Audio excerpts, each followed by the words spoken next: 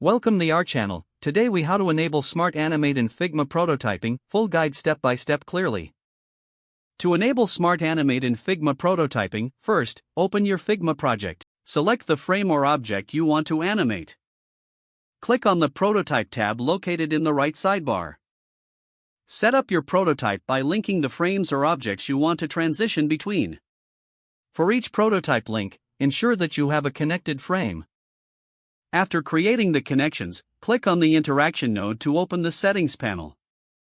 In the Interaction settings, choose your desired trigger, such as on click or while hovering. Next, select Smart Animate from the Animation options.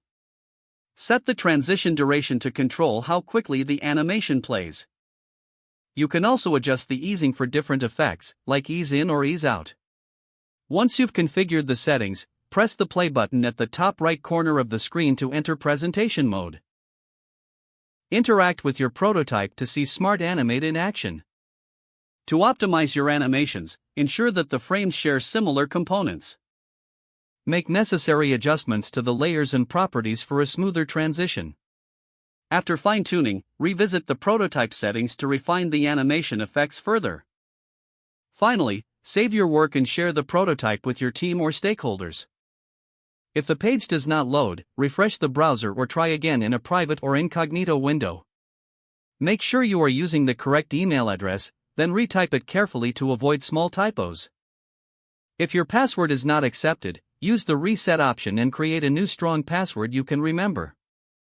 Check your spam folder for verification or security emails, then complete any requested confirmation steps.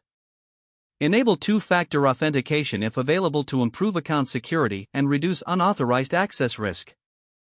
After signing in, review your profile details so your contact information and settings are accurate and current.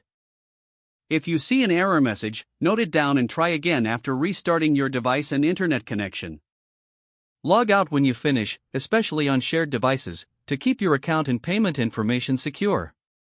If the page does not load, refresh the browser or try again in a private or incognito window. Make sure you are using the correct email address, then retype it carefully to avoid small typos.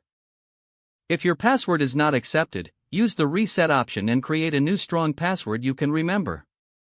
Check your spam folder for verification or security emails, then complete any requested confirmation steps.